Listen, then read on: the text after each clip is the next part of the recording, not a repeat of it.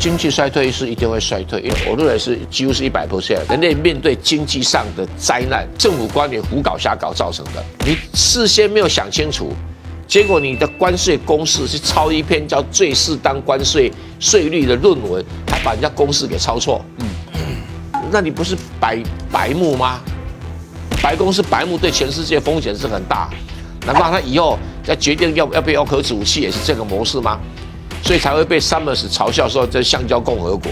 川普呢暂缓了关税90天嘛，不过呢你衰退的疑虑还是很大，这是呢美国前财长桑莫斯说的。我们来看看呢他怎么说哈，他说呢，这个霸凌式退缩，看到美国仿效香蕉共和国的政策跟市场的模式，真是可悲呀哈。他也示警说，新的关税会让美国的每户家庭损失$2000，然后呢高盛也说美国经济可能还面临45% 衰退的风险。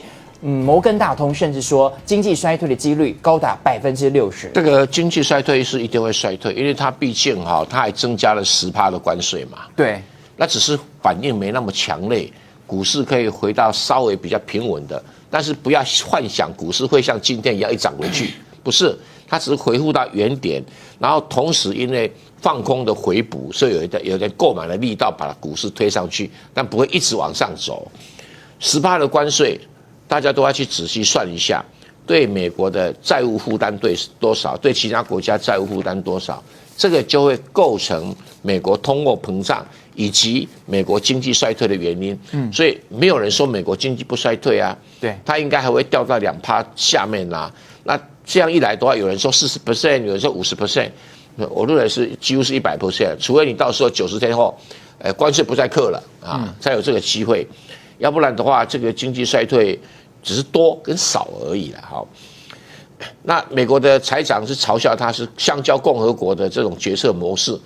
香蕉共和国的决策模式在嘲笑以前中南美洲很多国家在做决策的时候都是迷迷糊糊乱做一通，然后出了问题又迷迷糊糊撤退，然后你没有人知道他在干什么。我们如果翻开人类的经济史人类面对经济上的灾难，就是2个原因。第一个原因是什么？是大自然造成的。那第二个原因是什么？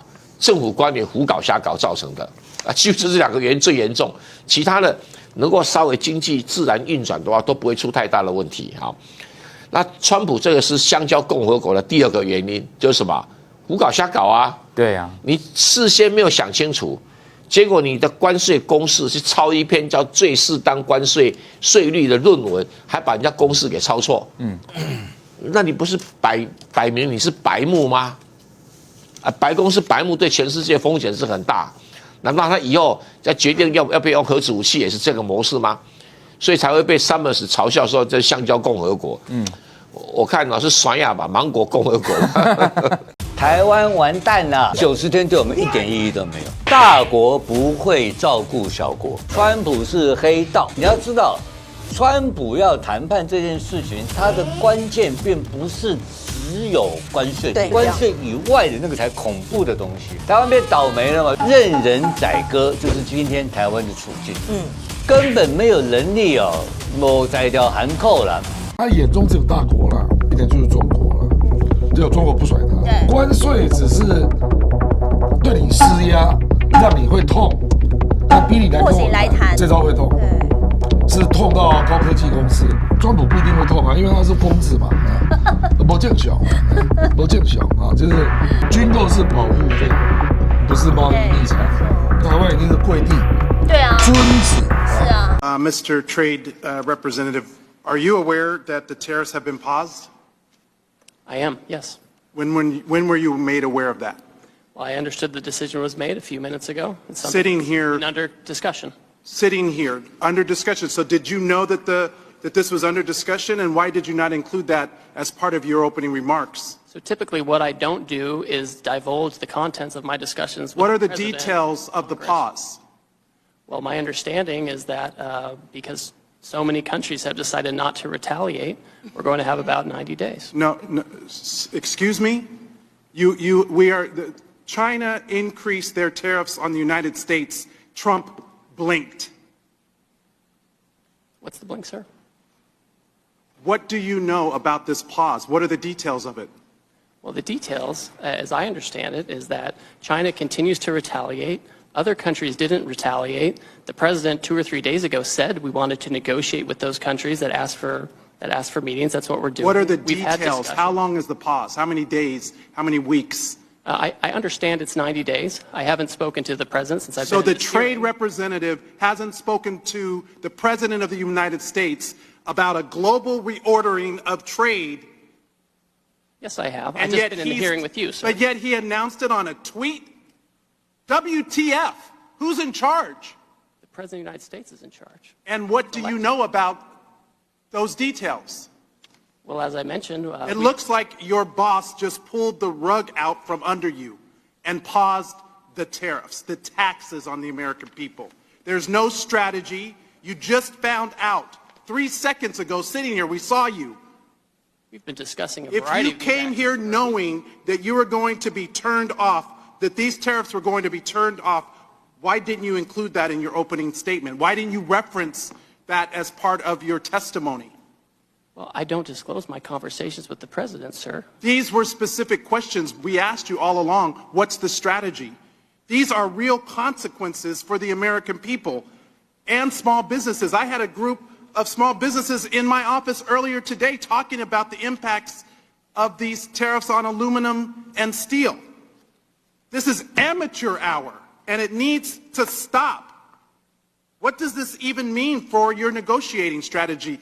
How are you in charge of negotiation if the president is tweeting about this from wherever the hell he is? The president was elected, and he runs the trade policy, and I advise him and execute his Who trade executes policy. the trade policy? I execute the trade Did you policy. know for the that president. this was happening? We have been discussing all kinds of And there's another options. member of the cabinet, Bessent, who just canceled coming to the Hill to avoid talking about the market because it's in turmoil. This in just days because there was no strategy, there was no plan. The president chose to take actions that he didn't even have the authority to take. He's put our economy in disarray and near collapse. We have small businesses and Americans who are concerned about their well-being, people's retirement, people's 529 accounts went down because of this administration. We have people that are planning to send their kids to college this fall. People who are retiring whose benefits have declined. Is this market manipulation? No. Why not? If it was a plan, if it was always the plan, how is this not market manipulation? It's not market manipulation, sir. Well, then what is it? Because it sure is not a strategy. We're trying to reset the global trade system. And That's offshored all of our factories. what has that done? Offshored all of How our have you jobs. done? How have you achieved any of that? But to enact enormous harm on the American people, which was our concern from the very beginning. Tariffs are a tool. It can be used in the appropriate way to protect U.S. jobs and small businesses. But that's not what this does. So if it's not market manipulation, what is it? Who's benefiting? What billionaire just got richer? And all the while, there are not even any Republicans left in this hearing. They all left because they don't even want to defend this. But meanwhile, the speaker is rushing to the floor to pass a budget reconciliation to screw America by passing the biggest tax cut in history on the backs of the American people. WTF? Who's in charge? Because it sure doesn't look like it's the trade representative. You just got the rug pulled out from under you. I wish I could feel some empathy, but the empathy I have is for the American people whose very well-being and livelihoods are being affected. This is not a game. This is real life. I yield back.